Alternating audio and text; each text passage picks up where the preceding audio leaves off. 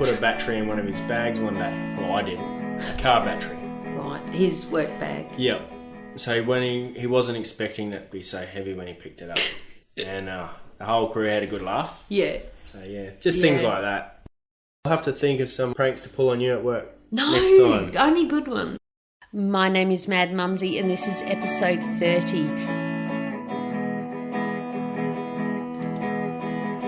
Hello and welcome to the Beers with the Miner podcast. My name is Mad Mumzie and this is episode 30, the first for 2017. You may or may not know, perhaps this is your first time listening, and if it is, thank you so much for joining me. I hope you'll have a bit of fun along the way and maybe get a few insights into what living this mining lifestyle is all about. I did have a hiatus over the Christmas New Year period and I kept saying I'll be back after the tennis. Well, the tennis is over and here I am sitting in my donga, back working. Not that we really had a break from work, but I wanted to let you know that I'm back and excited to share a lot of exciting things that are coming up this year. This episode is a happy hour episode where I sit down and have a chat with a young fella who I have worked with, and I think you'll enjoy this episode.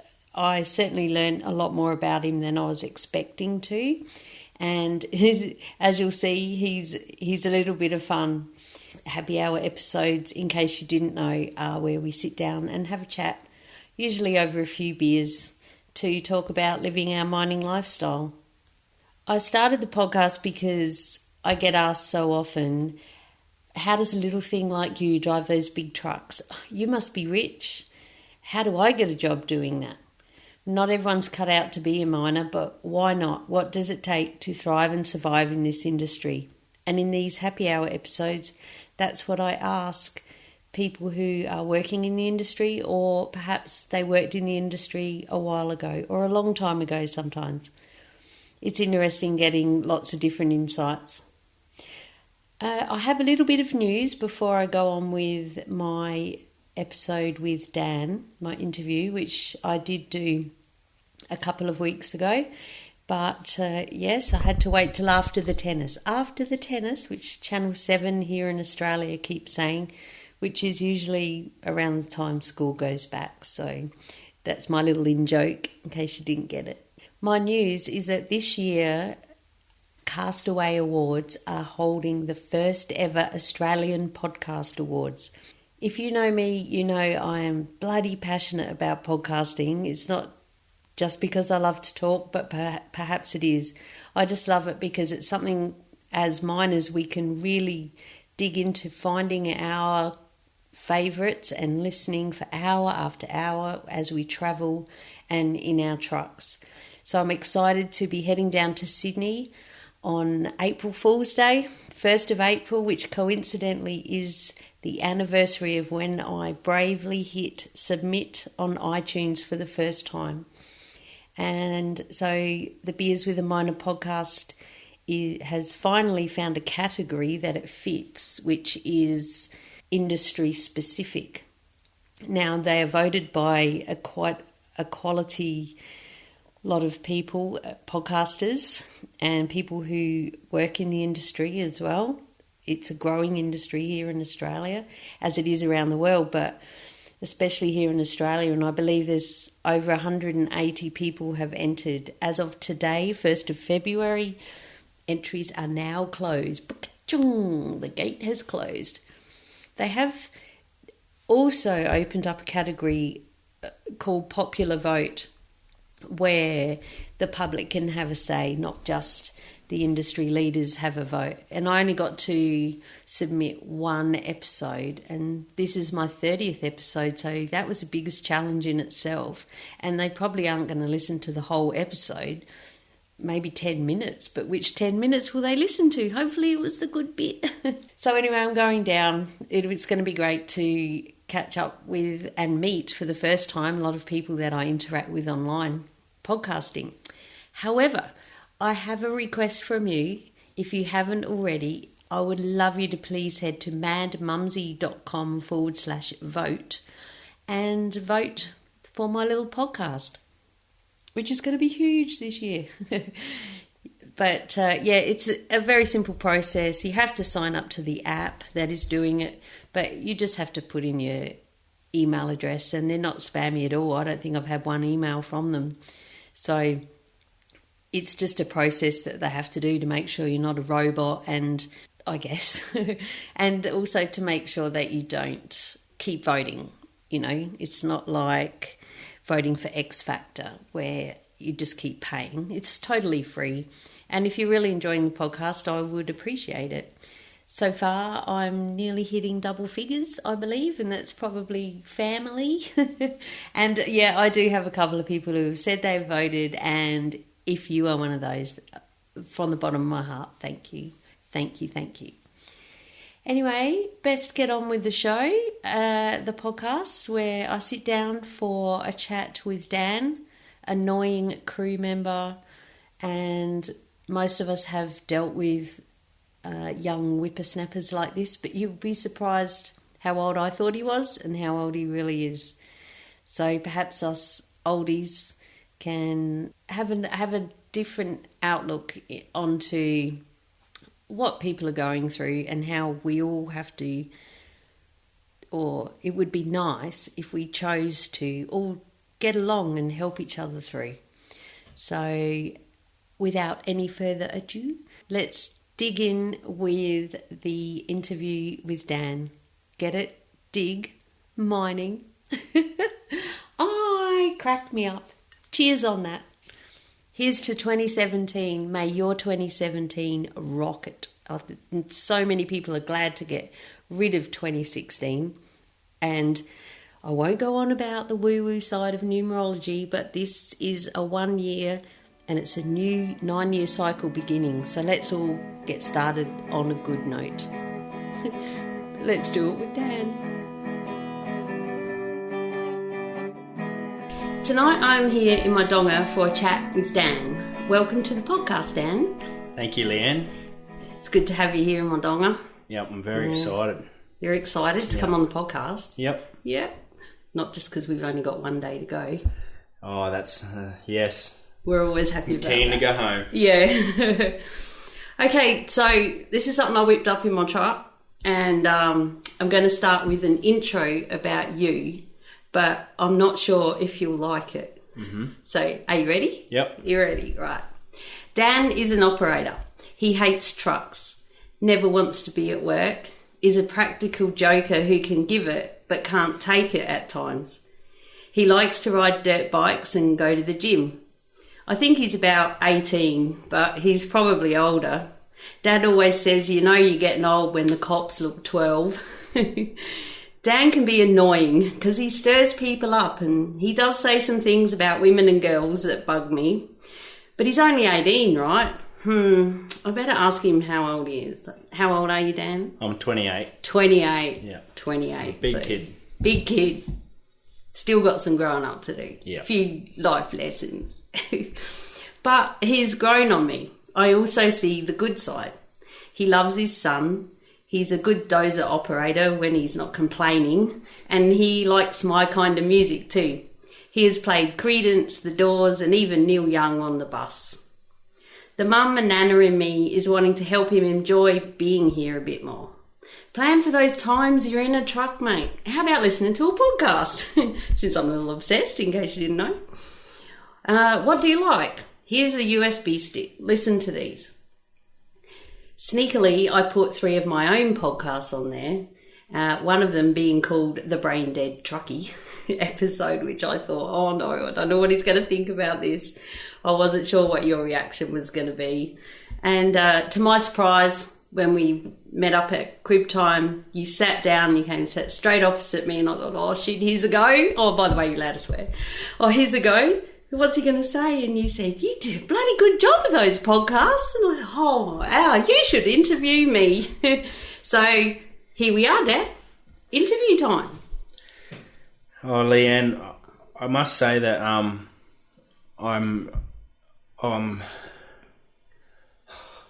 What? It's all right. You know, Leanne, I've got to say that I was really excited to come tonight, and I remember whinging a lot about being at work, and you know, you're at work and you're thinking about days off, and you can't wait to get home, and I was talking to you about it one night, and then you said, "Oh, do you listen to podcasts?" And I said, "Yeah, I have listened to them. I like storybooks." Storybooks, that's right. And you asked me for a USB stick, and so I give you one, and it took you ages. Oh, I think I ended up yeah doing it first, and then you got me another one. Forget about them, and because when you're at home, I never think about work. See, that's where you got to plan ahead. Yeah. So I got these. I got this USB stick given to me one morning, and Leanne goes, "There's 3 special ones for you at the end." So I listened to. Oh, did I? I didn't know that. So I listened to them all, and it was about criminal minds and investigations of murders and that. Yeah. And I was really getting into it. Anyway, I got to the end, and I heard Leanne, and I was like, "Oh wow!" So I got into it, and then this Brain Dead Truckee episode come on, and oh my god, did it relate? And I was like, I got right into it, and I thought, well, yep, it made me see a lot more. Oh, that's good. And so, yep, I've got on to your, I searched it on the internet. Yep. Mumzie, beer with a minor. Yes. And I listened to a few more, and yeah, quite interesting. Oh. So, and then I wanted to do this as well. So. Come and be a star on the show. Yeah. The crew are pretty excited. Oh, you can interview Dad. Can't wait to hear that. Oh, dear. So the only thing is that it's beers with a minor. I'm like, Dan, he'll probably bring a rum and coke or something. But as you know, because you're a hardened listener, my first question is, what is your favourite beverage? It could be a beer, wine, spirit, perhaps even a cup of tea. And what is your favourite place to drink it? Mm-hmm. But before you answer, I need to let everyone know that I'm the only one drinking here because you're not drinking. So we'll go into that. But when you do drink, what's your favourite drink? Well, my favourite beer would be a Great Northern. Mm-hmm. I don't mind a Forex now and then, but Great Northern is my favourite beer. Or I like my rum and coke, but lately I've been drinking cruisers because aren't they girls' drink? Yeah, my new partner's got me into them. Oh, which colour? The passion fruit one and the raspberry. Oh, see, when you're 18, that's what you drink, passion pop. Yeah. Sorry, couldn't but resist. Because they're zero sugar, I've been getting into them a bit more. I think zero sugar. Zero sugar, yeah. Really? Oh, I should think about that. But I like my beer. And I like to go down to Marion Pub because I live in Marion. Oh, yeah. It's just out of Mackay, up the valley. Mm-hmm. In Queensland, for those who don't know. In Queensland. It's a beautiful area. It is. And, other than that, I'll just be working on my motorbike and drinking beer and... And what sort of motorbike have you got? I ride a KTM 250 SX, it's 2016 model. Ooh, flash one. And I stacked it last break and I've hurt my hip. Yep. Oh, someone said you hurt your hip. Yeah.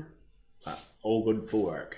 Have you ever stacked it so bad you couldn't come to work? No, luckily. Yeah. Touch wood. Yeah, that's why I gave up.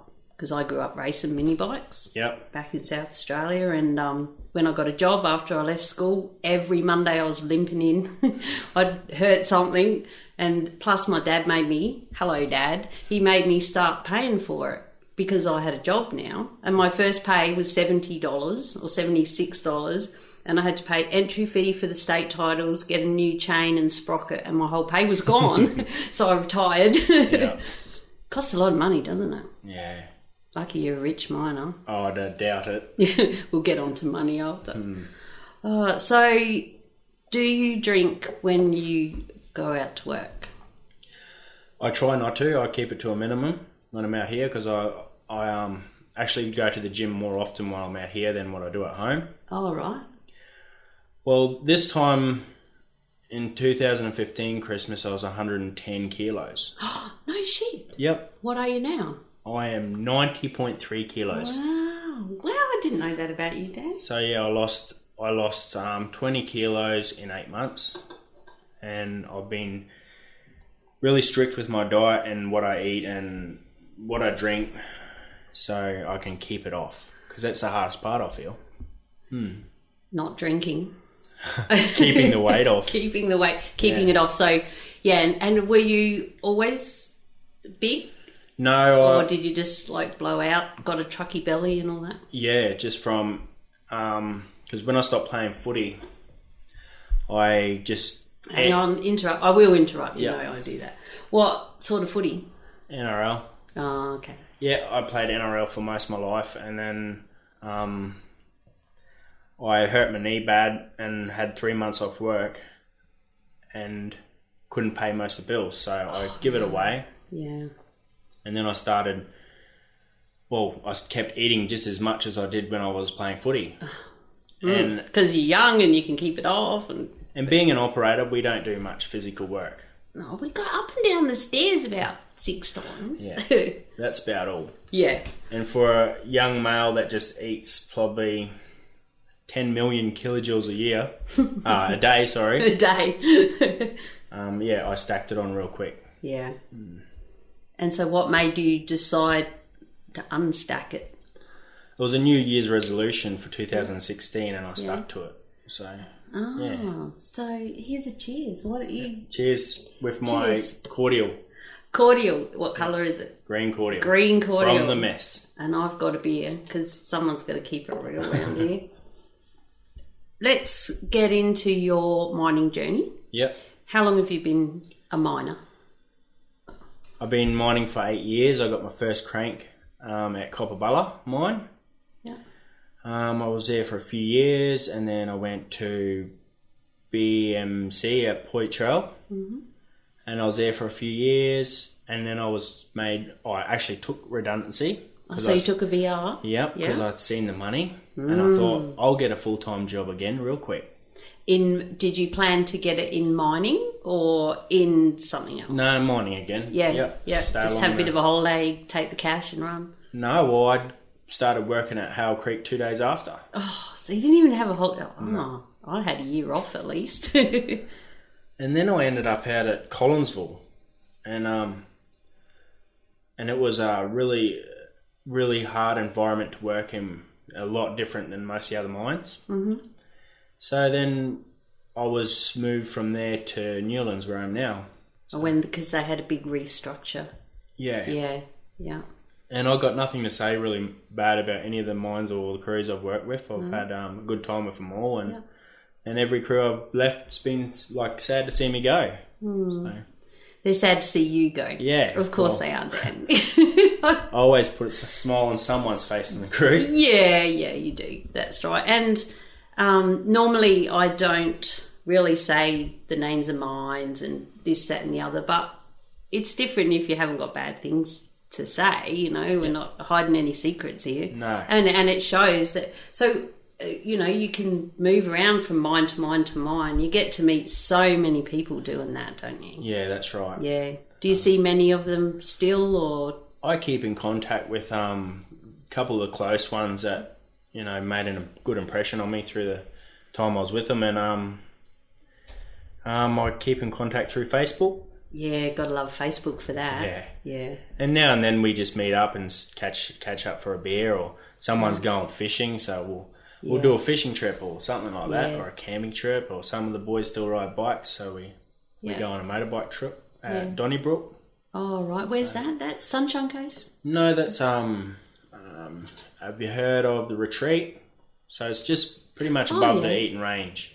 Is that Donnybrook? Yep. Behind the Retreat? Yeah, where they have the big balls and buggies. Yeah. Oh, there. That's Donnybrook. Yeah. Oh, I always thought it was on the Sunshine Coast or in Brisbane. No. Oh, cool. Okay, yeah, that's a big event around here, isn't it? On the Peak Downs Highway. Yeah. Yeah. And it's beautiful. Which is a there. major mining road, isn't it? One we're on all the time. One of the dangerous roads in Queensland, Peak Downs Highway. It is. And all the oversize. You just get a cop driving at you on the fog line on your side. Get off. And it's really sucks when you're going home after night shift and you get stuck behind a wide load. Oh yeah, getting behind them, especially at the top of the eating range. Yeah. You've got to wait, take them an hour to get down there sometimes. So they go pretty slow. It's a big part of, I suppose a lot of people just see them on the road. So you know the bigger trucks, they take up the whole road, don't they? Both lanes and over a bit. Yeah, they usually stop the traffic down the bottom for about 45 minutes sometimes. Yeah, and you really need to factor that in. Like a lot of people who fly, come home, have a shower, get in the car, go because I'm catching the 11 o'clock flight. You could get held up by anything, especially those oversized. Yeah. And then you'll have them coming each way. I don't know how they pass each other. They must communicate. You pull into that because there are a few little offshoots where they all get off. Yeah, I think they just all communicate through the UHF. Yeah. But they're annoying sometimes. They pick their times. I video them. Do you? Yeah. When I pull over, I get my phone and hold it up to the windscreen and usually wave to the nice policeman. Because I do, it's good to show, my grandson, he's 15 now, he probably doesn't care so much. Yeah. He's been seeing it for years. Oh yeah, Nana videoing again. And and you don't know what's coming. Or because I've got a handheld UHF. Yeah. So you'll hear that it's 8 metres. Yeah. Or 10 metres, some of them. That'd be the widest, I think. 10. Yeah, I think so. Yeah.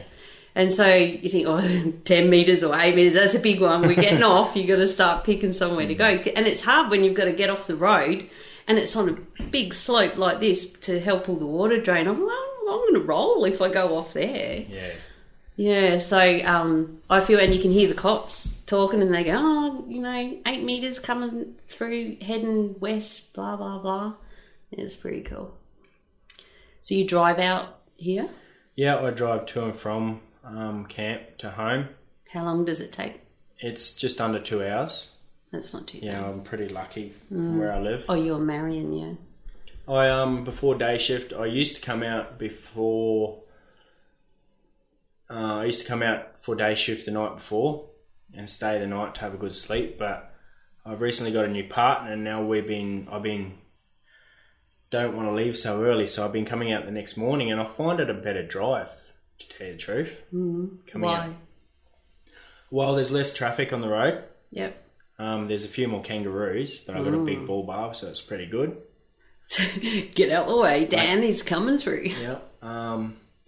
So it's dark. What time do you leave home then? I get up at 2:30 and I'll leave at 3. Oh. But I don't know. I have a good sleep. I go to sleep early the night before, and I wake up. I have a shower and get me coffee and me roadie coffee, and off I go. That's a 2 roadie coffee trip. Yeah, I stop at the junction and top up. Oh, right. And then do you go straight to the mess or go to your room? Yeah, I go to my room, unload my gear, unpack everything, and then I'm waiting for a mate, and he's usually always late. He's always late? Yeah. Always? Always late. Yeah. That's annoying. And then we usually just walk down to the mess from our rooms. Yeah, right. It's not too far to walk. I think it takes about 10 minutes. When I got this room, I thought, oh, beauty, I'll walk to the mess every day. That'll keep me fit. And I timed it the first day. It was 4 minutes. Well, I'll walk to the mess and I'll walk home. That's 8 minutes a day. But if it's raining, I jump in my car. Yeah. Because 4 minutes in the flogging down rain is still, I'm not going to work wet. Yeah, that's right. Yeah. Or even after work, after dinner, sometimes you don't feel like walking. And it's uphill. Yeah, and you just want to go home. So yeah. And that's how I find it easier to go to the gym. I'll go straight. I will boycott the mess. I'll go straight to my room, put my gym clothes on, go to the gym, and then go for dinner then. So you have tea after? Yeah. Oh, righto. Yeah, because you stay on the bus and get a lift. Sometimes I'm lazy and I'll miss the gym and go for dinner and go to bed. Yeah, but you've got to listen to your body. If your body's Like you're feeling lazy for a reason. You might have had a really big day on the dump or something with all them crazy truckies. Yeah. So I said in the intro that you hate trucks. Yeah. So why is that? Is it since you've got I think it's mainly... onto the other gear? Oh, not really. Like, I've got a few skills and I think it's just... What skills do you have? I only know dozer, really. Okay, then. Yeah, I've worked... I did 5 and 2 a while ago. Doing a real job. 5 and 2. 5 and 2 on site, working away. Yeah. And I think that took a big toll on my recent family. Yeah. So I did 5 and 2 on the crusher, and we were doing the stemmings for the blast crew. Yep. And that was a good skill to learn. The crushing side of things is a bit of an eye opener. So we used to make the road base for the roads and a lot of things. I really enjoyed it because you're doing your own thing. So that's a machine, isn't it? I remember I used to have to go with a water cart to the crusher somewhere, and it was just like this really weird contraption. And then the loader puts it in, and so an excavator just pulls it off the spoil, or like a. So they take the crushing plant to the dirt. Yep. And they just load the feeder, goes through. There's a couple of different type of crushers, but we had a blow.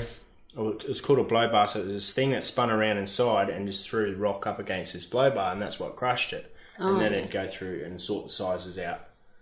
And then the loader would just pick up from the stockpiles all around the crusher and put it to its allocated stockpiles. And then how did it get out? Were they in little stemming trucks or? Yeah, well, the blast crew, they'd come in and take what they needed for the stemmings, but sometimes would help them with the moxies and the loader and load moxies and take them out so it'd be quicker. Oh, right, yeah. You can fit more in a moxie. But best thing about working on the crusher is that you weren't in the machine all day. So if the machine broke down, you're the one that had to get out on the tools and fix it. Oh, true. Yeah, and service it. Every morning you put grease in it and do all that yourself. Yeah. That's probably the part that I liked about it. And it was your area, so you kept it clean and tidy, and you just had a lot more pride in your work. So. And I suppose there was no other. We're allowed to swear on this. There was no other fucking crew on night shift no, that's right. to come in and mess it all up. Yeah, that's right. So when you knock off and you go home for the night, you got no one coming in and leaving your cab messy or. So if you don't clean it, you're the right. one. So you're the sucker getting into the dirty truck. Coming back to the same thing this next day. Yeah. But I got out of that I got me loader skill. Oh, so you've got loader? Yep. Yep. I've got loader. I've got experience on diggers up to the Cat 6060s. I haven't been passed out on them here on this site, but maybe in the future. Never say no. But so. And you've got dozer. Yeah, I've got dozer, and I've recently got me grader paperwork. Grader paperwork. So, it's a bit exciting learning something new. Yeah. How long since you've learnt something new? A couple of years at least. But I've been on support gear, like I've got the moxies as well and rollers. Oh, rollers, yeah, I had a roller. That was the first skill I ever got other than a truck. Oh, that was the boringest. That's more boring than truck driving. Really? Yeah. Now, there's something. Yeah, that was pretty crazy. But then sometimes, I'm on the dozer and you're having a really bad day. You're working with some really rocky material and you're just thinking, so trucking isn't so bad after all. Yeah. That's right. But so you like a variety. Most people definitely like a variety. Definitely being stuck on the same thing day in, day out, and knowing you're coming into the same job for that whole round. That's probably the hardest thing about it. So, but if you do like what we're doing now is pretty good. We come in, we're going to be doing a few different things in a few different areas every day.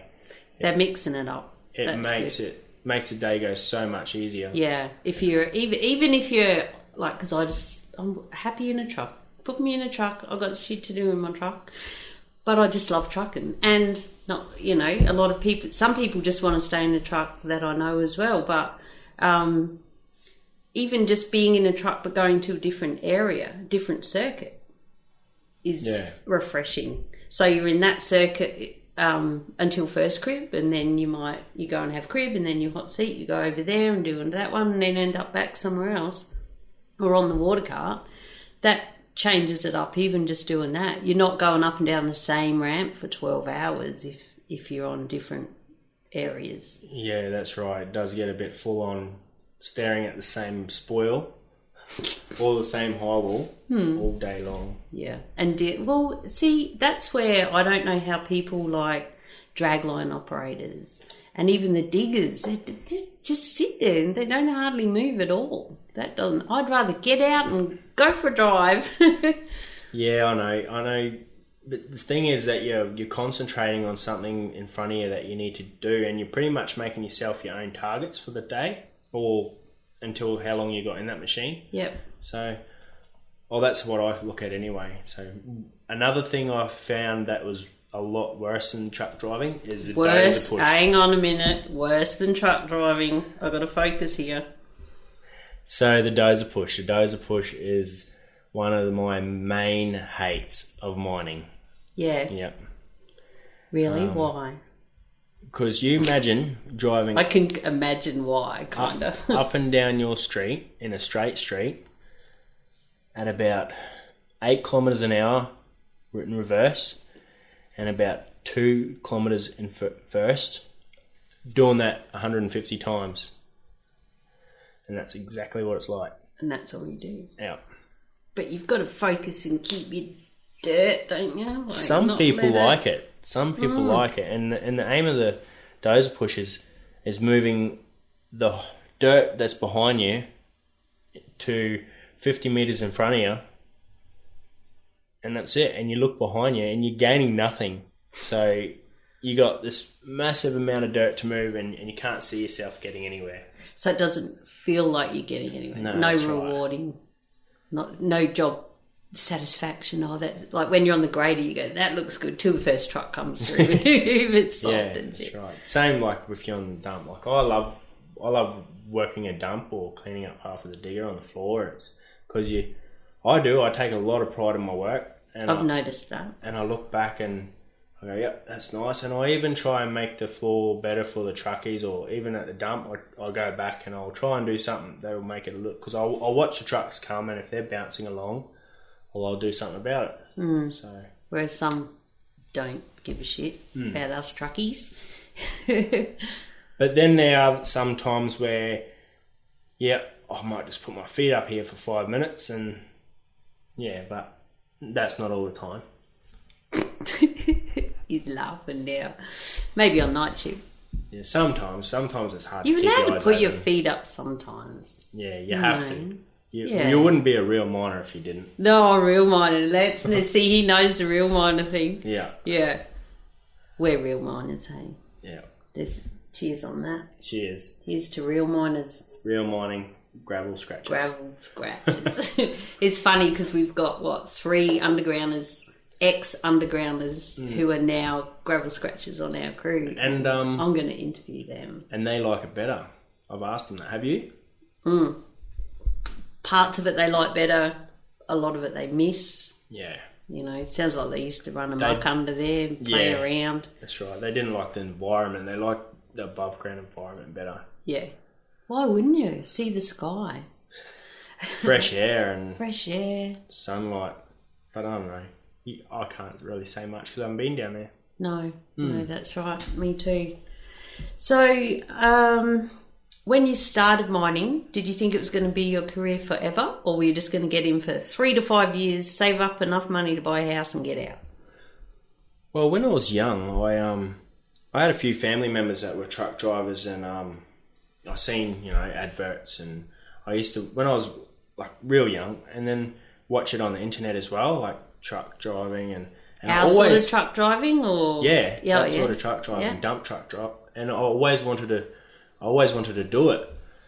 I applied from when I was 18 till I was 20, and I finally got my foot in the door, and I was so excited. And I remember the first time I was in a dump truck, I was like, really? Is this as fast as they go? What sort of truck? What was your first truck? 789. A 789 C. C? Yep. Yeah. That was the first truck I was in. And then I went to the 793s. They felt bigger. They were, because they always felt bigger when you're in the dicky seat, I reckon. Yeah. And, same again. I was disappointed on the speed. So especially if you're into racing motorbikes. And I always thought they went faster for some reason, but everything on YouTube looks so much better in real life. And how did you feel the first time for me, the scariest part of the first time I was in a truck driving was or just sitting in one, was when the tray went up.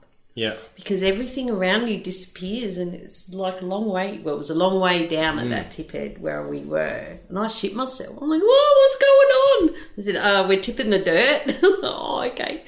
Yeah, so I think the first time I really, really felt like I was going to fall over the edge when I was in the dicky seat when I was learning as a trainee was we were right on the pit side of the dump. So you were along the bund, and then there was bund behind you, and you felt like you were right on the corner. Oh, because you were. Yeah, well, we were really close. And when they lifted the tub up, all you could see was pit. I couldn't see the bund because there's so many blind spots in a dump truck. Yeah. Oh, and you were in the dicky seat. Yeah. And so you can't see your pos through. I half freaked right out, and I was like, wow. And I thought to myself when I was getting trained, I was like, because I actually got trained by a chick, my first time ever in a truck, and I was like, wow, she's all over this. I hope I'm as good as her one day. Oh, true. Yeah. Oh. So you didn't have any, at first were you like, because I know what you can be like, some of the stuff you say about girls, but were you like, what? How old was she? I can't tell you. Or was she my age, or was she I reckon babe? she was between 28 and 30, around that age. Yeah, and I was only 20 at the time. Yeah. So. Yeah. But I just felt right out of my comfort zone, but it was a good experience. And before long, I was in the swing of things, and I was getting quite used to it. So when you first started, what did you struggle with the most? Time away, being away from your family. I reckon that's the hardest thing. Being isolated from all your friends and family, and waiting to get back to your camp to talk to people, and knowing that your friends are having a good time and you're going to night shift and they're getting on the piss, or you've been invited to a party but you're going to night shift, or you can't even have a drink. Yeah. Or you're getting home from work and you got to go to bed early, and your mates are all partying on over the weekend, and So as a 20-year-old, that's cutting into your time big time. I found that the hardest. So, and then as I got older and we had kids coming along, and being away from them, I found that hard too. So how many kids have you got? I've got a daughter, Andy Jane. Yeah. And a son. And a son. He's Nate. And he's 5 and 2. Yep. Oh, 2. So I don't. And my son's 5. Yeah. And I hear you talk to him, and it's like, God, it's so cute. Yeah. And he's taken after me too. He rides motorbikes a lot. Oh, does he? Loves motorbikes. Yeah. I can hear, and this is where talking to kids on phones just is a challenge, right? At the best of times. And I can hear you go, mate, put the phone to you. I can't hear you talk. Yeah. I'm talking to you now. You got to stand still, mate. Talk into the phone and speak clearly. Yeah. Or he's put the phone down or something. Put your mum back on now. Yeah. Not that I'm eavesdropping. It's a bit hard on the bus sometimes. Yeah, that's right. I only got a small window there to talk to him. We do, don't we? Yeah. And so that put a strain on that relationship because you're not in that relationship anymore. No, that's right. I split last Christmas, just after Christmas. The Christmas before last? Yep, not 2015. Yep. Yeah. 2016 Christmas. Oh no, 2015 Christmas. Ah, sorry. see? Yep. Hey, it's a new year now, then. Right. Keep up. That's what mining does to you. Mm. But yeah, I think it was the 5 and 2. I did that for 8 months, and so I'd go to work Sunday afternoon for Monday day shift, and I'd work till Friday afternoon and go home, and I'd be home around the 5 o'clock mark on a Friday, which was good for early knock on a Friday. And then, yeah, I'd have the weekend 2 days with them, or day and 3/4, and then go back. And we say, jokingly, I say, oh, that's a real job. You know, people do that all the time, 5 and 2, but they go home every night. Yeah, that's right. You know, so to be away for 5 and 2, a lot of our big bosses do that out here. I don't know how they do it. Different if you live in the mining town, they are home every night, but a lot of them don't. They, you know, at that level, that's how it is. They're Monday to Friday jockeys. Yeah, I did. I enjoyed it, to tell you the truth. I enjoyed the 5 and 2. It was same kind of work, but it just felt like I was being rewarded a bit more, and I was being noticed a lot more than what we do. We just do our roster here and we go home, and then the other people come in. So yeah, and then and when we're here now, that other fucking crew, they're out there, and then we'll go in the morning. What have they done? And then you have to fix it all up, or they blame us for shit. We blame them. Yep. You know, have you heard that song? There's a song, and it's actually called "The Other Fucking Crew." That's why I say it. And I was at this mine once, and they used to play it over the two-way when shit went down. It was hilarious. But I think it was more about, it was an underground song. Oh, yeah. But it's the same concept, you know. They've stuffed everything up while we were gone. And I'll have to look that up and listen to it, I think. Yeah, you will. That's what's cool. Yeah, old fella next door, he knew it well. Yeah. So what is, your favourite roster? Do you think that 5 and 2? Or if you had your choice of roster? If I had a choice of roster, I'd go back to what we were doing before 7 and 7. So it was a lifestyle roster. Lifestyle roster, no pajama day. Yeah, that's right. We do 5 on, 4 off, 5 on, 5 off. So yeah, something like that. Yeah, it was good because you'd get a short weekend sometimes. Yeah. Sometimes you only worked for 4 days. Yeah, that's the short weekend. Sometimes you're only off for 4 as well. And you were guaranteed, they call it the lifestyle roster because you're guaranteed 2 weekends off every month. Yeah. Well, we do get 2 weekends off every month, this one. Oh, we do now, 7 and 7. Yeah. Yeah. But it was good because, you know, you're working one weekend, you got the next one off. And you're not doing such a big stint away. I know it's only 2 extra days and 5, but it may sound like bugger all. But when you're stuck out here, it does kind of drag on, especially when you do your first day or your first night and you go, 6 to go. 6 to go. And then someone says, only 14 crib breaks to go. Yeah. We've only got 2 to go. 2 crib breaks to go now. Yeah, I know. I can't wait. Can't wait. This time tomorrow I should be at home. Not tomorrow. Next day. No, this time tomorrow. Aren't you going to work tomorrow? Yeah, well, this time tomorrow we'll be home. Oh, this time tomorrow? Yeah. Oh, yeah. I won't. I'll be here. I'll go home in the morning. Oh, right, yeah. I'll stay the night. Usually I go up to town club, but I'm not going to this week. Oh, yeah. Yeah, got some stuff to do. Got my grandson coming up. Oh, that's exciting. This break, yeah, he's 15 now. He's about 2 foot taller than me as well. Run him up. Yeah, so, get to see him for a few days this break, which will be good. What about fatigue? How do you, let's talk about, say, night shift. How do you handle night shift? Are you sleep well or not? Well, I'm renowned on my crew to be a pretty good sleeper. I'm talking about at home, Dan. On days off? No, at work. Well, yeah. Oh. So what's the deal? Do you sleep well at home? Oh, I sleep probably less than I do. Yeah. Because of just by choice. I know, so many things to do, and I'm always busy. Yeah. I'm really never at home, so it's pretty good. Yeah. Actually, now that I've met this new partner, so yeah, things in my life are changing around for the good. So I'm starting to settle down again. Look out. And it's good actually. That's good. I've noticed a change.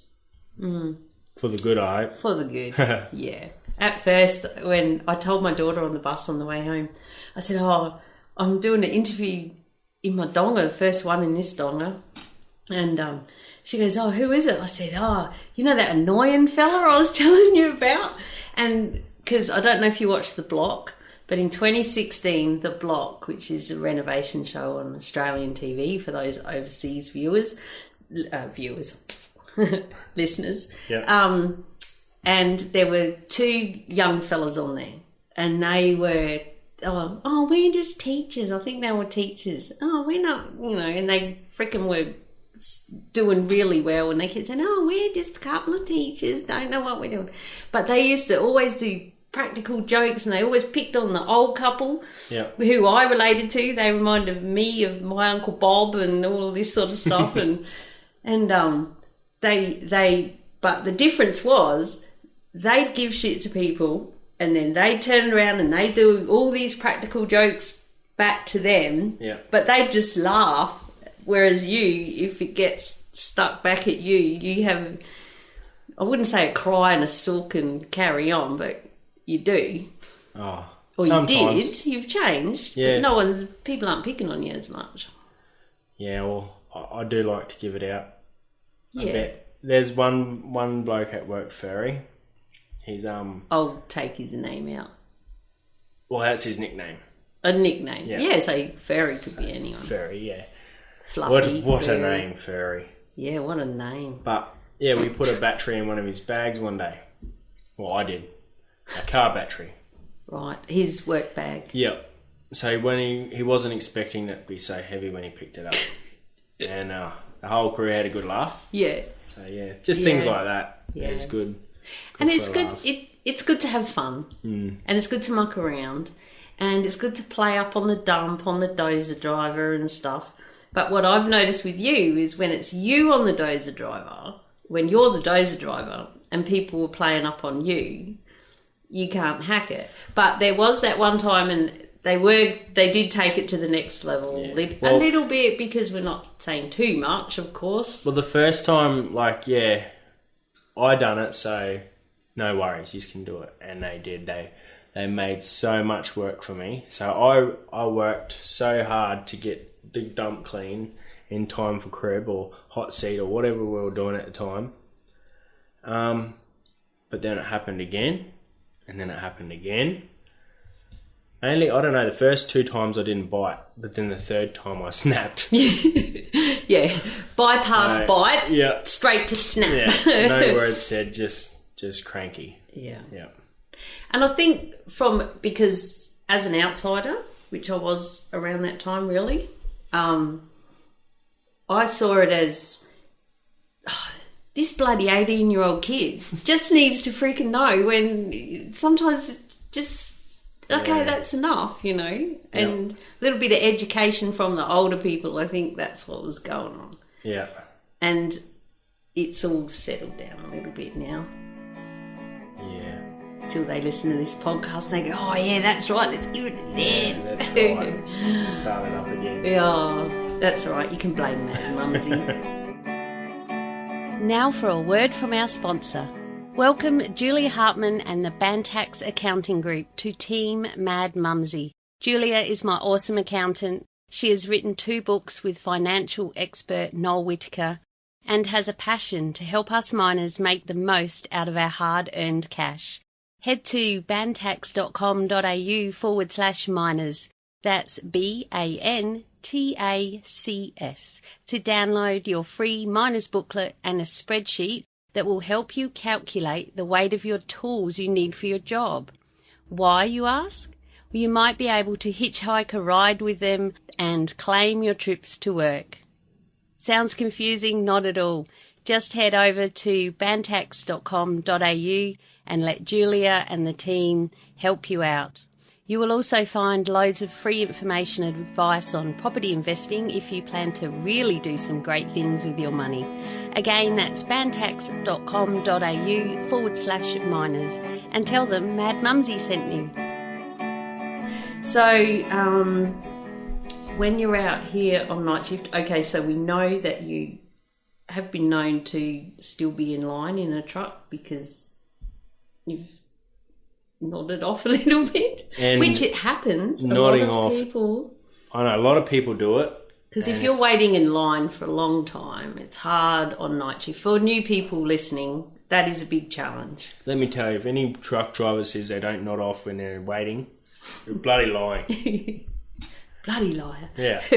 I get a bit too comfortable. I reckon it's the purr of the truck, especially them. The purr of the truck. Yeah. Is that a cat truck? Get it? No, the Terexes, they've got a big lounge chair in them, and they've got two big armrests, and as soon as you put the seat back, well, there's your first mistake.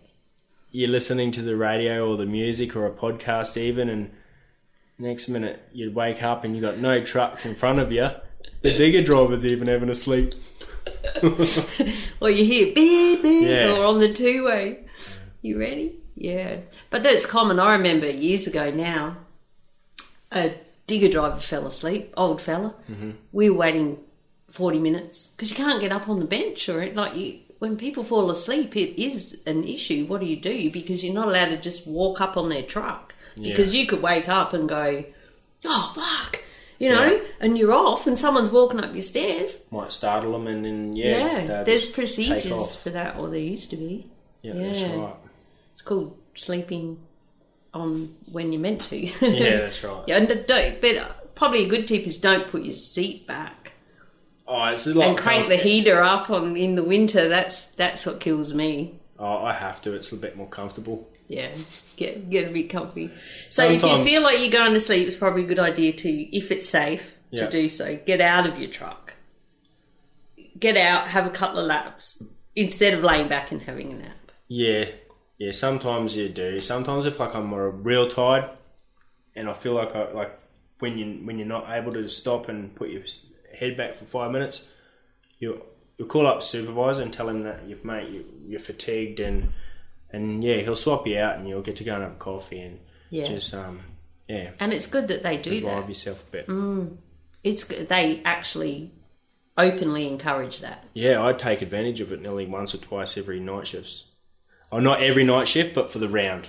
Every night shift. No, it's if they see a pattern, that's when what's going on, Dan? Usually the first one, usually I'm pretty good, because I'll have good sleep the night before. Yeah. And when I'm on days off, I stay awake quite late through the night, and sometimes I sleep in, but most of the time I've got something on, so I'll be up. But yeah, the first night I'm still feel like, I'm in the swing of things, so I'll be right. But I'll go back to my room and I'm that tired, I won't have breakfast, I'll go straight to sleep. And then the second night I think's the worst, and that's usually the night I call up at about 3 or 4 in the morning, or sometime around then. I've even called up midnight and said, I'm fatigued, I need to help out. So yeah, and they do, they park you up straight away and someone else will get in. And that's a big thing too that I remember hearing years ago, is that fatigue can come at any time. Not at, what do you mean it's only midnight and you're tired already? Or it can come in the day. Anything, you can just get tired all of a sudden for any reason. So if you start to feel like that, rather than put your truck over the high wall, of course, or, you hit someone because you're not concentrating, or you're constantly falling asleep in the line, holding up production. They'd rather you call up and have a rest. Yeah, definitely. It's good that they do that. Times have changed. I remember when I was a greenie many years ago, and if we wanted a fatigue break, there might be one person who was spare, and so they'd eventually get around to everyone. You couldn't just pull up. Yeah. I remember the first time I ever bravely did it, it took 2 hours before they got to me. Holy hell. I either could have been dead or I was all right by then. Bloody hell. And I got to go and sit in a light vehicle at the lighting plant while the guy went and did 1 lap. Yeah, righto. Yeah, so times have changed now, which is good. All right. Good? Yep. You're good? Right. What do you do with your old work clothes, hard hats, safety boots. What most people do with them at home? Well, it varies. Okay, some of my shirts I cut the sleeves off. Oh, so you can show your biceps and that now? No, not really. Just that way. Just for its cooler. Yeah. I just use them so I can, when I'm working on my motorbike or something, just wipe my hands on my shirt. When I'm mowing, I keep some shirts with long sleeves, like if we're going fishing or something, like up the creek. I have got fishing shirts. I'm not that stingy. Yeah. But are they cool ones? Like there's some really nice. They're dear though. They're like $80 and shit. I wanted to get one for my grandson for Christmas. I'm like, oh, expensive. Really? Yeah. I don't know how they can ask that much money for a shirt. I know, but they're that super cool, like, you know. Yeah. But even some of the motorbike shirts aren't even that expensive, and they're the same material. Yeah, that's true. But, yeah. No, I just keep them all. I've even had boots that I haven't opened out of the box yet, and I've given them to my brother, and he's like, "Whoa, cheers, mate!" Like, yeah, I've got heaps. You want some more? Well, I've done that, and then I had one pair left after I took my VR and everything, and I had one good pair that I was saving. Yeah. And I wore them out when I did go back to mining, and after 4 days, the soles were falling off, and I got massive blisters and major head fuck. Oh my God, I had to go into the local town and buy big blister bandages, and I could hardly. Well, I must look like a right dickhead because I couldn't even walk. Yeah. But you're meant to. Apparently, if you don't wear them, they fall apart. Yeah, righto. Did you not know that? No, I didn't either till then. I've had a pair sit in the cupboard for 2 years or something, and I still. But you haven't worn them. And yeah, I did. I wore them. They were right. Yeah, I wore them for about a year, and actually the same pair I got on now, because being contractor now, you got to pay for your own. So I know. I had a little stash of boots in the cupboard. Yeah, well, I had a stash, and then I gave my stash away, and then now I'm a contractor too. But I bought some. I had to buy some. Yeah, righto. $100. But all my old jeans. Yeah. Well, I was 102 around the waist, so they're all gone. And Where are they gone to? The bin. The bin? Yeah. The bin? You didn't put them in the... No, I used some for rags and that, but... Yeah. A bit lazy, I just threw them out. That lazy word again. Yeah. And then I found some old jeans from way back in my cupboard with like 92 around the waist, and I put them on. I was like, wow. This is a good feeling. Yeah, because you used to be that size, and then now you are again. What are you now? 92? 92, yeah. 92. Yeah, it's good, healthy weight. I think so. Yeah. After Christmas, I didn't feel so healthy. No one does. Are you allowed to? It's Christmas. That's right. Yeah. And what about your hard hats? Hard hats? I kind of lose them a lot. I lose them a lot. How do you lose your hard I think I went through about 10. Yeah. High maintenance. I don't know how. Like, sometimes you just... I don't know where they go. So you leave them in, like, vehicles and stuff, maybe? Yeah, I've even, like, I've put them in... I just throw all my stuff in the back of the ute and shoot off, and one might have blown out there. Or I have found one of them in my laundry cupboard at home. So I've found that one, but I've got like 3 or 4 in my room at home. Yeah. I think from different jobs? No, from this job. What about your hat? Well, you probably lost all the others. Yeah, that's why I don't put a light on my hat. Because I'll just lose it. Sorry, I need to have a drink. You want a drink? Oh, no. You're not drinking. I know. I've been tempted to ask, but I think I've just got to be good. You can have one if you want. It's tradition. But I don't want to, you know... I better have one, Leanne. Oh, my God. I'm going to break. You'll have to get it because I don't want to upset all the apple cart here with my microphone and thing. Oh, I'll have one. Oh, Give me one and we'll do a cheers together. Yeah. That's all right. Thank you. Now, don't you go to work tomorrow going, bloody Leanne made me drink. Get ready. We'll do it together. Cheers. Oh, cheers. Cheers, Leanne. See, it's tradition. Now, don't tell my partner about this. I hope she doesn't listen to this podcast. Oh, she'll only listen if you tell her. One Forex Gold can ain't going to make you put all that weight back on. She'll laugh about it. I'll tell her when I go home. Yeah, tell her first. Yeah. Yeah. Do you want a cooler? No, thanks. You sure? There's some up there. Just in that corner there. There you go. I must say, Leanne, your room is very homely. It's it feels like a home, not just a camp room. That's how it should be. It takes the edge off being out here. Yeah. Yeah, I don't know if you listen to... I don't remember what other 2 episodes I put on there, but one of them is 10 ways to make your donga more homely. Actually, yeah. That might have been one of them. That rings a bell. Yeah. It does, yeah. And did you see my teddies over there? That's Pooh and Pirate. Okay, then.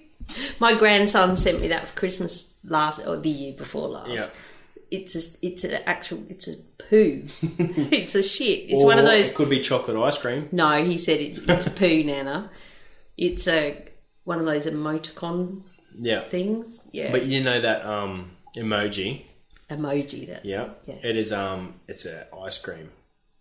It's actually a chocolate ice cream. That's what it's supposed to be. A soft serve. Oh, so it's not a poo. It's not a shit. Ha, no. Cody. Yeah. But yeah, a lot of people thought. I even thought it was that. Oh, right. Well, he thought it was so much that he bought me one for Christmas. Bloody boys. Oh, dear. Right, let me have a look on my list here. So, are you a rich miner? A lot of people think you'd be a rich miner. Well, working in the mines. I must say, no, I'm not. I was going somewhere and I did have me future on a good straight and narrow financially until I recently split with my wife. Well, a year ago. And so I'm pretty much starting again. Yep. But starting again as well as having to buy new furniture and everything. So yeah, no, starting again, and lots of bills. Lots of bills. And a few extra bills. Yeah. Yeah. So, do you have any tips for people who are either thinking about getting into mines or have perhaps just started when it comes to money? And what they think about it, maybe? No, not really. Not really? Stay married? I think the best thing you can do is pay something off before you get something new. Or you got to sacrifice something to gain something. And that's something that I've learnt over the last few years. Yeah. Don't just go out and think you're going to be able to pay this off because you're earning good money. Yeah, you kind of need to really think about it. And I found the best way is to pay something off before you get something new. Yeah, that's a good tip. Yeah. I might write that down. I need that one. No. So have you ever all of a sudden, I don't think you have, been out of work? I think in mining? Since I've been 20, the longest time I've been out of work without having a job in the mine would be 3 weeks. And that's from when being a contractor, you don't get no warning. No. So one place I was at, halfway through my night shift stint, I got a phone call about 2:00 in the afternoon. So you were at home? No, I was camp. At camp, meant to be sleeping. Yeah, I got a phone call at 2:00 in the afternoon saying that they no longer need my service. For tonight? No, I had 3 nights to go. Yeah. So at the end of that round, that was it. Or you're finishing up at the site. Now I had no idea because I was getting along with the crew and I was liking it. I had a few mates working there. The supervisor really liked me. So after I got off the phone call to my employment agency, I rang my supervisor and I told him about it. And he's like, "Oh my God, there's a few other people that I'd like to go before you. Leave it with me and just try not to worry about it. Try and sort it out." I was like, "Oh wow, cool. Cheers, Yeah, mate. that's pretty cool. Someone going into bat for you. Yeah, and then so I got to work and he's like, yeah, no, I've got to talk to a few more people yet. And then later on that night, he's come up to me. He's like said, pretty much I can't do anything now. Like they've said for like last in, first out kind of thing. No. So yeah, and so were there a few people that were going? No, it was just me off my crew, but I found out there was one pretty much off every crew. Yeah, right. That's kind of what I meant. But I was the last one on the crew. Yeah. So you don't feel so bad when it's like that. Yeah. It's not just, let's get rid of Dan. Yeah. So I played a bit of a prank that night because I knew it was my last one. I'm gonna play out big time. Here comes the annoying little boy. What did you do? Okay, so one of my mates was on the tip head and I've called up him over the two-way pretending to be maintenance. Which you do tend to do a little bit. I muffled my voice so I sound like I was in an office, and I've asked him that I've told him that he had to have his dozer on the wash pad by 6 o'clock. So he's gone, yes, that's got me out of work for the night. So I can now walk my dozer and piss off out of this area. Early knock, that's right. So he's gone. He's taken off. Was he on the dump? Yeah, he's taken off. Damn. Trucks kept running to his tip head, so I've rattled my dozer from my tip head. I let it fill up. I was going the next day. It didn't bother me.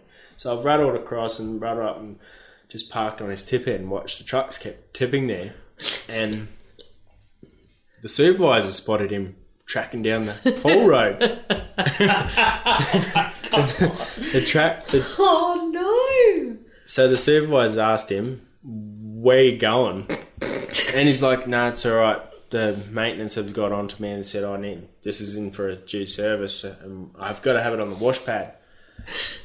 And he's like, the supervisor's like, well, I haven't heard anything about this. Just wait, I'll give him a call. So he's called them up and they said, nah, it's not in. What the fuck? So the supervisor told him to turn around and he's had to get back up there and push a full tip head off and try and keep up. And I had a big laugh. And did he know it was you? Yeah, I told him the next day. I told everyone the next day and everyone cracked up. Oh my God. Yeah. Hey, it was a good laugh. You're unreal. It is funny. And sometimes we need a clown on the crew to mix it up. It keeps people awake and a bit of fatigue management. And... Yeah, like there are lines. There's been a few people like where I am now. You ring up and you pretend to be maintenance and you ask for their machine hours. And then you say, oh, I didn't get that. Can you repeat them, please? And they repeat them. And then you repeat the same numbers back, but you'll leave one number out. And they'll repeat them again. Then you'll repeat it and you'll just change one number. And then you hear their voice and they start getting the shits and they want to swear at you. But everyone else is laughing their head off. Oh, yeah. And we're also going, oh, my God, because we're listening to this over the two-way. Oh. Just don't do it when we're waiting for the other crew to call up to park up. Yeah. I usually pick these times and do these things when I'm, like, half asleep. Mine's not on the job. So this is your fatigue management. Yeah, so... is taking the piss out of everyone. Or stirring someone up. So I'll do something like that, and then I'm alive again, and it's like, wow, let's do this. It's amazing how you can be, oh my God, how am I ever going to last the rest of the night? Yeah. And then some little thing will happen, like Dan calling up old mate, wanting his hours. Yeah. And it just, it moves something in your brain, chemicals and shit. It must. I'm no scientist or anything, but it just... changes everything, and then it can be an hour later and you go, oh, I'm not even tired now. Yeah, that's right. You can be like, there's been times where I've been flat out struggling to keep my eyes open. A song will come on. Yes. And you like that song and you're singing along to it, and then after that song you're like, wow, I don't feel like I was before. I'm feeling good now. And that's a big tip. Like Jody Seb, one of the guys I interviewed, I'll leave a link to it in the show notes. He said music is a great thing. Have a USB of all of those sort of songs that lift you up, that turn you around if you're tired or if you're, getting pissed off or upset and stuff. It gets you sometimes it gives you the shits, because I get sick of the same stuff all the time, and you're trying to search for something new, but you've heard it all, and it's like, well, go back to the radio. Or I might put a podcast on and listen to it. Yeah. Listen to Beers with Minor. And look at you actually having a beer. I know. I feel honoured. I feel bad, to tell you the truth. I don't want you to feel bad. I've broken my word, but I think I'll be right. If I give you this magnet here for being such an awesome guest, would that make it feel better? I'm sure it will. Cheers. We're not done yet, but I don't want you to beat yourself up because you've had one bit. No, I mean it. That's yours. I'll take it. I'll just now. But I've got a few things I want to say too. But. Oh, okay. But not now. No? Not now. I'll think of them as they come. I was thinking about saying them while I was in the truck today. Oh, were you planning? Oh, it's just a few things that I'd like to say. But... Well, go now before I hit you up with my last couple of questions. Okay, well, I had a really nice surprise this week out at work, and I think it's a tip for some of you partners out there, or wives, or girlfriends, or boyfriends. Or boyfriends. Plenty of us chicks were working, remember? That's right. So I had it was a long day. It was dragging on. I had a pretty tough job at the end of the day, and I was struggling to get it finished, and I was working with some pretty rocky material. Anyway, I've jumped on the bus. I was having a bit of an argument with my brother because he hadn't got the jobs done at home, because I live with my brother, and so I'm in this really shitty mood. Just friggin' don't want to talk to nobody. On the bus, just head in the phone. Yeah, I got the bus driver to drop me off at my home and at my room, and I've walked in and I've opened my door, and there's my partner. And it's such a good surprise, and I think that's one of the best things that's happened to me while being out here, and I absolutely loved it. Wow. Oh, that's lovely. Yeah, it was good, yeah. And is that the first time she's done that? She's been out here before, but it wasn't like I didn't know, so it was a surprise, and yeah, it was awesome. So I can't explain it. And you the forgot best feeling. All your worries. Yeah, that bad day out the window. All that dirt. Who cares? Yeah. And how long did she stay? Well, she actually stayed the whole day the next day, so she spent the next night out here as well. Yeah, because that's why you couldn't come last night. Pardon? That's why you couldn't do the interview. Oh, yeah. No, last night I went to the gym. It was... the night before? Yeah. Yeah, it's been a long week. Yeah, that's right. I remember you told me, no, my partner rocked up and surprised me. And she's here tonight too. I said, oh no, tell her, you got to come, you got to interview. I said, no, look, one night, whatever. Yeah. Yeah. Oh, that's really good. It was good. She brought me a few little surprises from town, fresh mango for crib. Oh. So good. Nice. We don't get mango. Oh, I know that. Yeah. And having something like that is such a delicacy out, at your cribber. And like that would be like an avocado as well. I know, we never get avocado. I know, and everyone looks at you like, oh, can I have a bit? No. Yeah. A guy on our crew bought some mangoes out before Christmas and he gave me one. Yeah. Special, but it took 3 days to ripen. Oh, yeah. And then I've only just started getting into mangoes the last couple of years, so I'm not a professional at cutting them open. Mm-hmm. And I watched him the day before do it, but mine wasn't quite ripe enough yet. I even went up to him and I said, is this ripe? He said, oh, not quite. Okay. And I watched how he cut it, and he cut it in cubes, still on the skin, and then you pop it out, and I thought, oh, that's like an avocado. I do that. Oh. So is that how you cut your mango up? Yeah, that's right. And it's got to be cold, straight out of the fridge. Straight out of the fridge? Mm. When I was at Monty's, that's really what got me into mangoes a bit more, was mango daiquiris. Yep. For breakfast. For breakfast? Yeah. With all the girlfriends. Yeah, that's really cool. Oh, so that's really nice, and that is a good tip. If you live close enough. But I can also see that, and I think I jokingly said, "Oh, you didn't have another girlfriend girl in your room," and I have heard of that happening as well. And then it's on in camp, and this one's kicked out. And I've actually, my door. I never lock my door to my room because I leave the key in my aircon, so it's cool. My room's cool for when I get home. And just get another key. That's what I've told her. I said, I'm just going to get another key cut for you. Yeah. But, I mean for the aircon. Oh, no, I was for my partner because, she likes to come out and she gets more time. She's full-time, see. So a full-time partner or full-time work? Definitely a full-time partner, but full-time at work as well. So, yeah. Yeah. What, no, we don't have to keep this in, but what does she do? She works in town. I won't say the place where she works at, but she's like a schedule planner. And she's actually applying for a superintendent role in Brisbane. So fingers crossed for her. So in mining? Yeah. She's worked in mining before. Yeah. Yeah. So, oh, cool. Yeah. And cool. She said go the girls. Yeah, I like her already. I know. I should interview her. Yeah. Well, she's applying for a superintendent role at the moment, and all fingers crossed for her. I hope she gets it.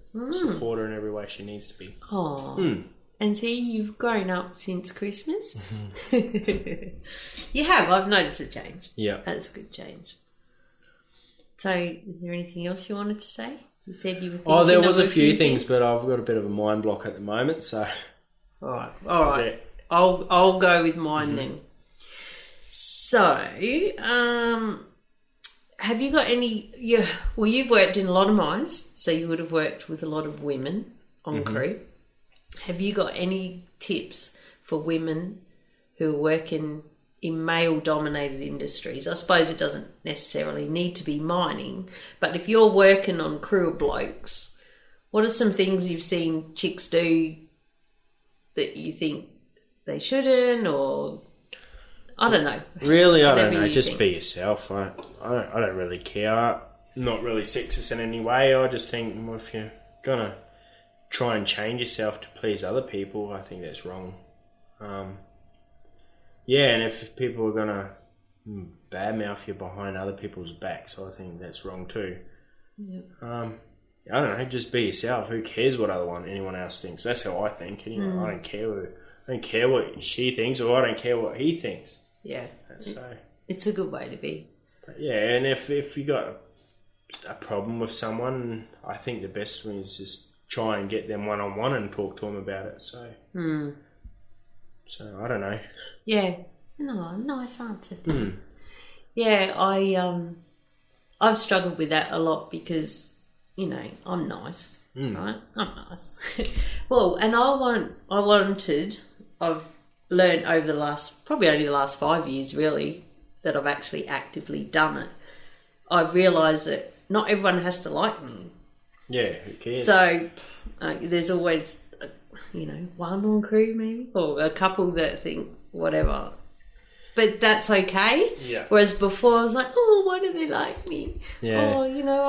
I'm not cool enough, or I'm not this, or I'm not that, or whatever. But now, I guess because I'm growing up too, big time growing up. Who gives a crap? It's a good way to be. Yeah. And a lot of what I've spoken about this before on the podcast, just because you walk in and everyone's laughing and then they all stop when you walk in and you think, they were laughing about me. They're all talking about me or something. It's not. Half the time, most of the time, it's not about you. Yeah, that's right. Once you go. And then another thing that helped me through was, so what, who cares? They're like an 80-20 rule. Yeah. That I hear a lot of entrepreneurs in my podcast that I listen to talk about. But I changed it to 80% of the people will like me. Yeah. 20% don't. So if I come across someone that's a bit, I'm getting that vibe, I just go, 20%, doesn't matter. Yeah. And if you let things like that get to you, it's going to take a bigger toll on you because you're away from your natural environment. Yeah. And I think it's going to be really hard to get past that if you don't if you don't just hit the nail on the head when you need to. But yeah, and I think mining is the biggest shit stirring place and backstabbing and brown nosing you can get. I think our crew at the moment, I think it's probably one of the best crews I've had, been with for it. Like, it's pretty much none of it goes on, I feel. A little bit here and there, but not as bad, because we've only got a small crew. Yeah. Some of them big crews that I've worked with, and like you would have yourself, so bad for it, and the backstabbing's just ridiculous. Yeah. And that's something, another good tip too, and I really consciously tried to do it when I came back into mining. Just stay out of everyone's shit. Don't get involved in gossip and everything. But it doesn't take long, and you're like, oh, this one, that one, and try not to worry about what everyone else is doing, and just worry about what you're doing. Yeah. And that's kind of what I like to do. And sometimes someone will give me the shits because they're on that more than me when I've been here longer than them. But then I think to myself, yeah, well, see, you're letting it get to you, Dan. Yeah, pull your head in a bit. Pull your fucking head in, Dan. Pull your head in. You know what? I'm the only one who's sworn here. You don't swear that much, do you? I try not to. No, it's good. I like that. Oh, thank you. Oh, yeah. Cheers. Cheers. Okay. So anything else you wanted to say about women? No? No? That's it? No, just be yourself? Yep. Yep. Cool. Because I've heard different degrees of be yourself and still stay a woman to you're on a male's crew, so become one of them. You've got to become one of the blokes. We're in 2017. We're not when mining started. I don't know if you've seen. I watched a movie a while ago now, but it was about when women were just starting to be allowed in the mines. I don't know if you've seen it. I can't remember. No. Yeah. If you shoot me the link. It's an actual movie. Yeah. And the way the women were treated was just disgusting by the male workers, Yeah. But yeah, no, we're in 2017. We're all equal. We all get paid the same amount. And that's a good thing where we are in mining. We get the same amount of money. It doesn't matter. I think it's a bit different high up in corporate and all of that. CEO levels are a bit different. Oh, yeah. There's a lot of women fighting for that, and go the girls, it should be equal in everything. Yeah, that's right. If you're doing the same job, just because you're a chick, you shouldn't get less. That's right. Really. You can kind of understand in, say, sport, because not as many people would watch the women. Like, it comes down to TV and sponsorship and all of that. But when we do a job, it shouldn't be any different. I don't know, that lingerie gridiron, I think they hit harder than the men, I reckon. They probably get paid a lot of money. Some of that's crazy sport. Yeah, that's full on, that, eh? I know. I watch it. Do you watch it all the time? No, where I go to get my hair cut, it's really like a really sporty place. It's a young man's hairdressing. Yep. And it's awesome. Like, he just does cool style cuts. But then he's got beer in the fridge. He'll give you beer, and he's got like that going on those TVs, and it's awesome. Yeah. Hey? So I'll go there. I don't know, once a month at least. Yeah.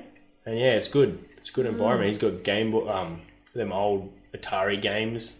Oh, really? Them ones you sit down on, and you used to put money in it. They used to be at pubs Yeah, and stuff. pubs. Yeah, That's when I was a kid. I was so excited. He's got them in there, and Space Invaders. Yeah, that's it. Yeah. See, I know my shit. That's you talk about my childhood there. Yeah, I've never been a real big game console. Was that you? Yeah. That come up the other day, and I said, I'm surprised you're not a gamer. No, I'm an outdoors man. Yeah. Always Get out. My younger brother, he loves his PlayStation 4.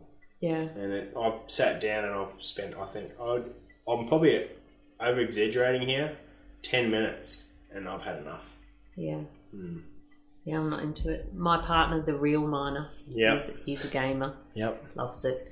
But he puts the headsets on and does the talky thing while he's blowing people up. Yep. But that's how he connects with his son. Yep. He goes out and they blow people up together and they have a chat. Anyway, how's it going, Dad? Yeah. Well, that's what he might find relaxing, you know. Dad, he's whatever his name. I don't know what they say. I don't listen. But he goes, oh no, he's coming online. I'm gonna play. Yeah. He might find that relaxing. So that's his thing. Yeah. That's right. You've got to find, and that's one of my questions. Yeah. Good segue there, Dan.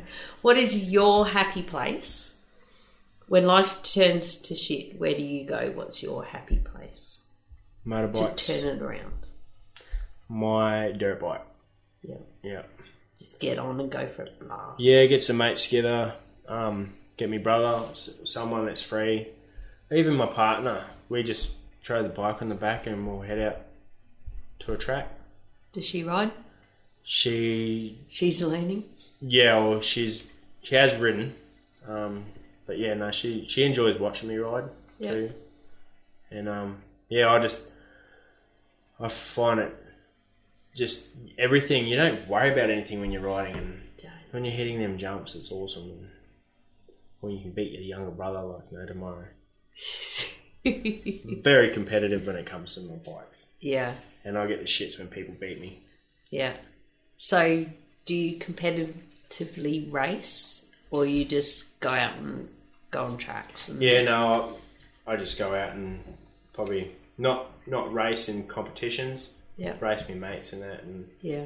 But there is a competition that I'm racing. I have raced and I am racing again this year. There's the Grassery Beach Races. Oh, are you going in there? So yeah, cool. I'll enter that and I'll compete in that.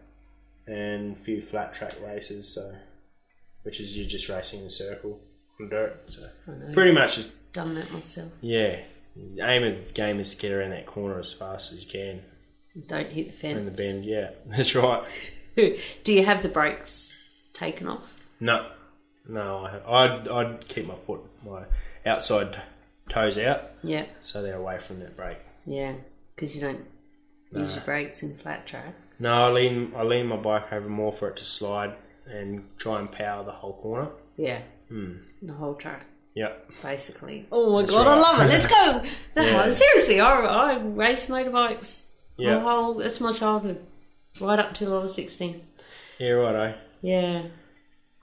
I look at my it's got my trophies. Yeah. Up in the, because we actually didn't just go for riding around. We actually went away for weekends and state championships and nationals and. There's another one that I'll compete in this year too, is the Kungari Hill Climb.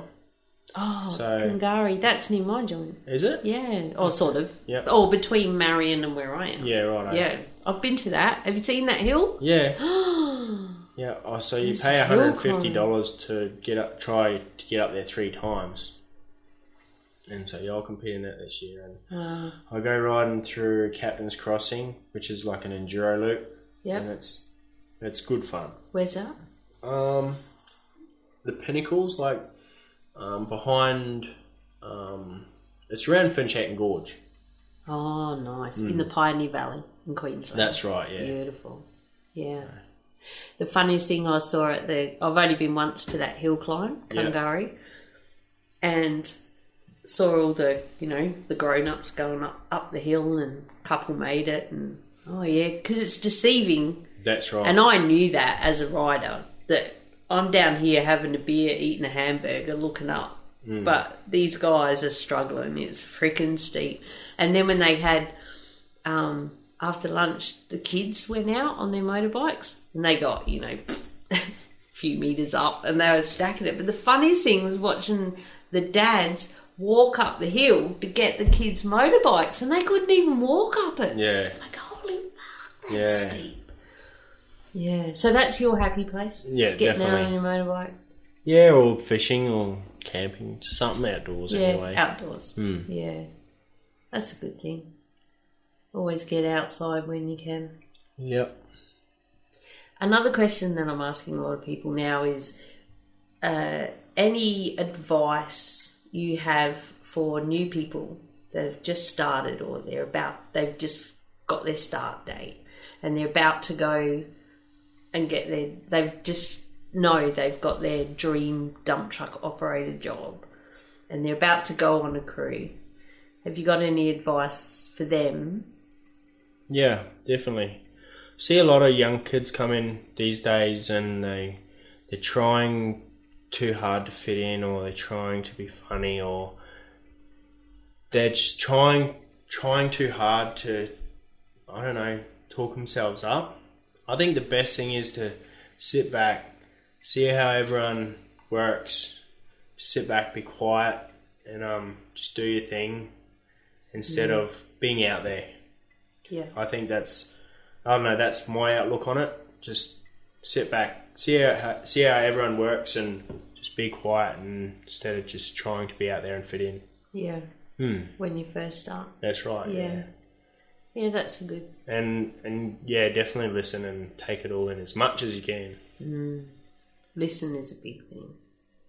Yeah. Anything else? I'm talking like I'm an old experienced person. I know, you're these young blokes. But yeah, I feel no, old. but you are. Well, you've been mining for 8 years. Yeah. You know, that's a lifetime to someone who's, oh my God, just got a job. Yeah. There's a few people in my town who have all just got starts, and, you know, they're grown men and they've never done mining. They've heard about it. Yeah. You know, a lot of people think that it's the answer to everything. I won't bang on about it because I always do, Mad Mumzie does, but they think, get a job in the mines, that'll fix everything. But it can also fuck everything. Yeah, that's right.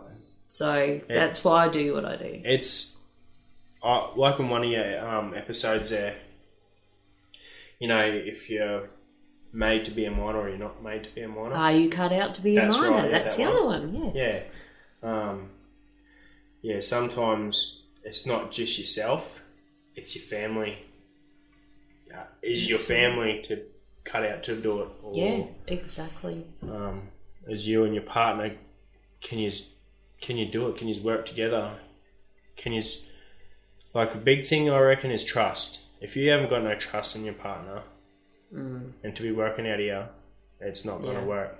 If you have trust issues now, don't come mining. That's right. Or don't work away.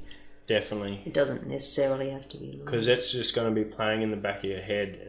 And when you haven't got your phone to ring or be able to contact that person, your head is just going to go on 1,000 miles an hour, and you're going to be thinking of the worst. Especially at 3 o'clock in the morning, driving up that ramp, and your brain just fries. You think all the worst case scenarios, don't you? That's right. Yeah. And I've recently just discovered this. You know, having with my last partner and my wife, it was a trust issue, and it's the hardest thing. And I realised how easy it is when you have some trust in someone. When you have someone and you trust them, how easy it is to come to work. You miss them and you want to be home, but that's all you got to worry about. You're laughing. Yeah. So that's right. And to openly talk about everything, about when you're away and stuff, and have a plan, especially if you've got a family, you know. And I won't go into that again because quite a few of my interviews have been about that, for families, what they can do. Like with Kirsty, we did 2-part interview because she's written a book, Separated by Work, and it's all about families. And don't see it as the end of the world when the partner goes away. Go, right, partner's gone. This is what happens now. Yeah, that's right. This is what we do. I get my opportunity to do this and that, and that's right. And we connect. Or she doesn't even talk to her partner for 5 days at a time. She said, we don't need that every day. Hi, how are you? How's your day? Yeah, well, shit. No, bye. Yeah. You know, and everyone's different. Whereas me, I'm like, what? No, I don't really necessarily need to talk, but I need to text every day. Oh, no night. We tango. You tango? What the fuck? So it's like I didn't see you as a dancer. No, not that tango. It's a video app. Another beer. You can show me your style. There's a lot of room in this donga then. So it's like a video calling app. So Samsungs can video call each other off their phone, but I don't think an iPhone can't video call a Samsung. So this app called Tango, you can get it, and that's how we usually do it. So is it kind of like FaceTime? Yeah, that's right. Yeah, video call. Yeah. We usually do that now and then. Otherwise, we'll just phone call. Yeah. I spent 47 minutes on the phone last night. Wow. Yeah. That's good when you can, and that's another good thing is when you're apart. If you ring up, you can actually have conversations. When you're at home, it's about doing the chores and going here and hanging out and go shop and do this, whatever. Plan your next holiday. But if all you've got is to actually talk, sometimes that can help a lot of people too. And it just gets your mind in the right frame of mind to go to work the next day too, I feel. Yeah. So, yeah. So is your mind in the right the right frame of mind for tomorrow? This year, not this year, but the last 6 months, I'm going to say, my mind hasn't been in a better state of mind while I've been mining ever. Really? Yep. That's huge. I know there's a few little things that I worry about, like bills. Oh, how am I going to get? I've got to be trying to spend your money when you're thinking in a truck. You know what I mean? Just trying to spend your money wisely. Yeah. Trying to sort your pay out, get your bills paid, little things like that. But if that's all I got to worry about, I'm laughing. So. And at least you've got money coming in to decide which bills to pay. That's right. And you've got your new partner. Yeah. So, and everything's just, hunky-dory at the moment. We like hunky-dory. Yeah. And when... That's really something that I wanted to talk about. The hardest time when I was coming to work, I found out at work when my partner was having an affair. My ex-wife was having an affair. I found out at work. Oh, you were at work when you found out? Yeah. Oh. And it was the hardest thing because I used to catch a lift out to work. So I had to get a lift in a town. And everything was just in the air. It was chaos. Yeah. And then the hardest thing was coming back and facing everyone, looking at everyone, and them knowing that you've just pretty much split with your wife.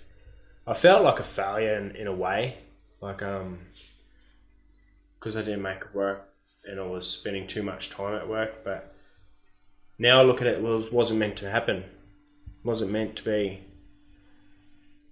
and I realise it's true because I'm so happy now. I'm very happy. So. And you've got two beautiful kids from that relationship. Yep. Yeah. Do you see them much? Yep. Yeah. Yep, I do. That's good. Yeah, we have a parenting plan in place. And a parenting plan. Yeah. I haven't heard of that one before. No, it's just a thing where you... It sounds good. I'm not taking the piss. It sounds... Yeah, no, so you know when your time is with the children. Yeah. So. Yeah. To find out at work, I worked with someone who that happened, and he had his car at work and got in his car and just burned off and was going to kill someone. No, we were all so worried about him. So worried. And, it was hard when he did come back to how do you, how's it going? Yeah. Walking on eggshells. And that's a big thing as crew. We know we're family. Yeah. We all become family. And it's this one's struggling, this is happening, That's and right. Everyone... It's good to help each other out. Everyone on crew has a problem, has some sort of drama. And I think that's where they get that "Are you okay?" from. Are you okay day? Or you got to ask that. But... I interviewed the CEO of Are You Okay? Oh, rightio. Yeah. I'm pretty sure it's episode 19, which is madmumzie.com/beers19. Yeah. Brendan. Yeah, and we spoke for ages about all of this. Yeah. You have to listen. I will. I'll listen to that one. Yeah, no, when I did come back to work, I realised how everyone just wanted to help. They just wanted to see if you're okay. You didn't need any help. Oh, that's so and it was good. Yeah. Oh, I'm going to cry. And like the crew that I was with at the time, it was me 5 and 2 crew, and they were just all worried about me. And because I had the full week off work, and I was missing so many phone calls, and I didn't want to talk to anyone because I was just isolating myself. And that can be dangerous. Yeah. So we got through it, and when we come back to work, they just made it easier. Yeah. Yeah. Back to your little family cocoon. Yep. Other family. With the annoying frickin' brother. That's what I said to Zoe, you were. Oh, this fella, he's one of those annoying brothers. Yeah. But tonight, I see you as a nice brother. No, cool. And a lovely fella. Cheers. And I'm proud to know you. Cheers. And thanks for having a beer with me. Thank you very much for having me. That's all right. I think we might end it there. Yep. Are you happy with it? Was there anything else that you thought of in your truck that you didn't get? Don't hold back. No, I think that's all, really. More than what I had to say. Good.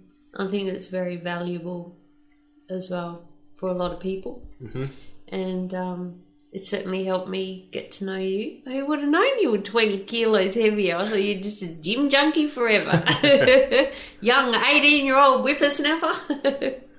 And you're 28? Yeah. 28? That's I feel the same older. age as my youngest daughter. That's why I'm like, it's the nana in me and the mum. The mum, not the nana. Okay, I'm not that old. Oh, well, I'll have to think of some pranks to pull on you at work next time. Only good ones. We'll see what happens. Yeah. Okay, I'll keep you posted if he ever does a prank on me. Alright, cheers then. Cheers, Leanne.